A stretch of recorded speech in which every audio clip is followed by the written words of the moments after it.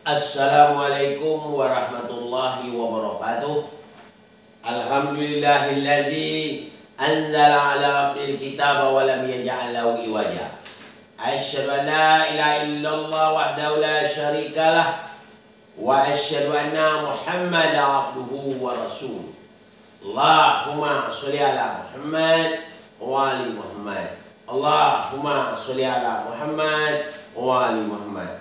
Qala Allah Ta'ala fil Qur'anil Karim, a'udzu billahi minasyaitonir rajim. Bismillahirrahmanirrahim. Wa ma yantiqu 'anil hawa in huwa illa wahyu yuha. Sadaqallahul adzim.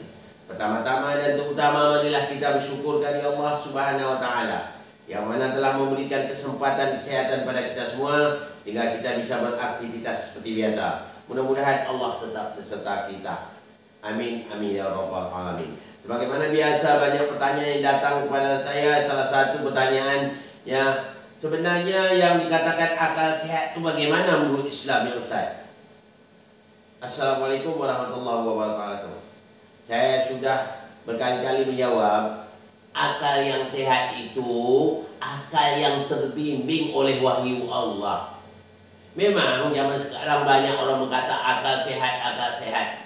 Kadang-kadang dia tak tahu apa itu akal. Akal itu yang bisa membeda antara yang hak dengan yang batil. Ya, bagaimana supaya kita bisa membeda antara hak yang batil? Tentulah kita dibimbing oleh wahyu Allah dalam Al-Quran ini yang bisa membedakan antara yang hak dengan yang batil. Itu nama Furqan. Jadi di sini dikatakan akal yang sehat itu akal yang bisa dibimbing oleh wahyu Allah. Sebagaimana yang dikatakan Allah di dalam Al-Quran, wa ma yantiqu 'anil hawa in huwa illa wahyu yuha. Muhammad itu tidak berkata-kata melainkan wahyu yang diwahyukan oleh Allah Subhanahu wa taala. Dengan inilah Nabi bisa membeda antara yang hak dengan yang batil. Kalau kita benar-benar mengikut Nabi Muhammad, ikutlah seperti Nabi Muhammad yang sebenarnya. Nah, oleh sebab itu, ya saya jelas sekali akal, masalah akal. Akal itu merupakan suatu ciptaan Allah yang paling sempurna. Tapi akal itu bila sempurna dibimbing oleh Allah Subhanahu wa taala. Akal tidak bisa berbuat kalau tidak dibimbing oleh Allah Subhanahu wa taala. Kalau akal katanya akal tapi tidak terbimbing, itu namanya bukan akal namanya. Itu namanya nafsu. Nafsu itu menyuruh orang ke jalan yang tidak baik, ya. Menjelek-jelek orang itu nafsu. Itu namanya nafsu. Sebagaimana yang dikatakan oleh Allah dalam surah Yusuf ayat 53, wa ma ubarriu nafsi innan nafsa la'ammaratu bis-su' illa ma rahima rabbi inna rabbi ghafurur rahim. Dan aku tidak membebaskan diriku dari kesalahan, karena sesungguhnya nafsu itu selalu menyuruh berbuat kejahatan, kecuali nafsu yang mendapat rahmat dari Rabbku. Jadi nafsu itu menyuruh pada kejahatan, bukan akal itu.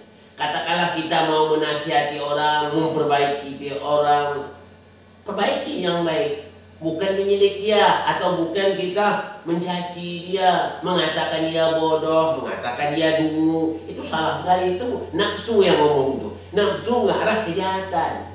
Kalau yang betul-betul menasihat, mengarahkan manusia ke jalan Allah. Kalau dia salah, beri nasihat tegur yang sebenar-benarnya. Kadang-kadang kita ingin menegur, tapi bukan menegur, menyakiti hati orang, bukan mengajak orang, tapi menyelik orang. Itu tidak benar, gitu ya. Ya, makanya saya banyak berkata baik mubalik, baik pun penasihat itu. Belajar puisi itu ya. Saya sering kata, dia menegur orang, saya tertarik juga. Ada saya lihat di jalan raya itu seorang polisi menegur pengendarai sepeda motor yang tidak memakai helm. Apa aja? Dipanggilnya orang, "Dek, tolong dipasangkan helm gue, Dek ya." Dia minta tolong. Itulah halus. Sedangkan yang salah tuh pengguna pembawa sepeda motor. Yang salah jelas, tapi dia minta tolong, "Dek, tolong dipasangkan helm ya." Wah, Itulah yang nama teguran yang paling baik. Menegur, orang yang ditegur tidak merasa disakiti. Bahkan seolah-olah orang ditegur itu terasa dihormati. Malu sendiri orang ditegur itu. Itulah nama menegur dengan hikmah. Dengan teguran dengan hikmah yang menyejukkan hati. Nah, ini para mubalik saya harapkan. Kalau kita mau nasihat orang itu, tegurlah dia yang menggugah hatinya pada ketaatan kepada Allah. Itulah yang dikatakan Allah, wal mau'izati hasanah, dengan penuh hikmah. Ini banyak ini. Dalam surah An-Nahl jelas Allah, serulah manusia dengan penuh hikmah. Ya. Yang penuh hikmah itu apa? Orang yang ditegur itu merasa senang dia ditegur, mengaku dia kesalahan. Seperti yang saya lihat tadi. Ya, akhirnya yang pembawa kendaraan itu mengendarai sepeda motor itu merasa malu akhirnya dia. Kenapa? Dia salah, polisi lah minta tolong. Nah, tolong ya. Nah, begitulah saya menyentuh hati orang. Nah, itu para mubalik harus tahu itu ya. Nah, berikut saya sampaikan. Ini kalau seandainya kita memakai apa? Kalau berdasar hawa nafsu, itulah yang dikatakan Allah dalam surah Yusuf itu. Itu yang menyuruh itu bukan akal, itu hawa nafsu yang suka menyelek orang dan sebagainya.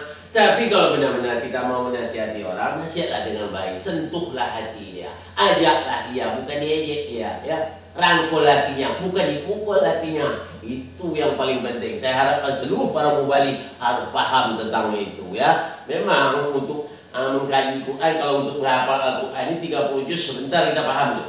Halaman berapa tanyakan. Ya, ayat yang berapa pertama. Tapi bagaimana yang mengaplikasikan Quran dalam kehidupan? Coba kita belajar. Saya menghimbau pada seluruh baik di pesantren maupun para ulama yang mengajar santrinya di tempatnya gitu. Kita selama ini banyak tahu bagaimana menghafal Al-Quran 30 juz. Ini 20 juz, itu kurang memuaskan. Sekarang yang paling bagus, bagaimana ada sekarang di negeri ini atau dimanapun lah yang ada, bagaimana mengaplikasikan Al-Quran dalam kehidupan manusia masing-masing. Baru best of the best. Belum ada saya lihat. Paling-paling hanya hafal Quran, itu pun tak tanggung saya ya. Bangga 30 juz. Tapi apa hasilnya?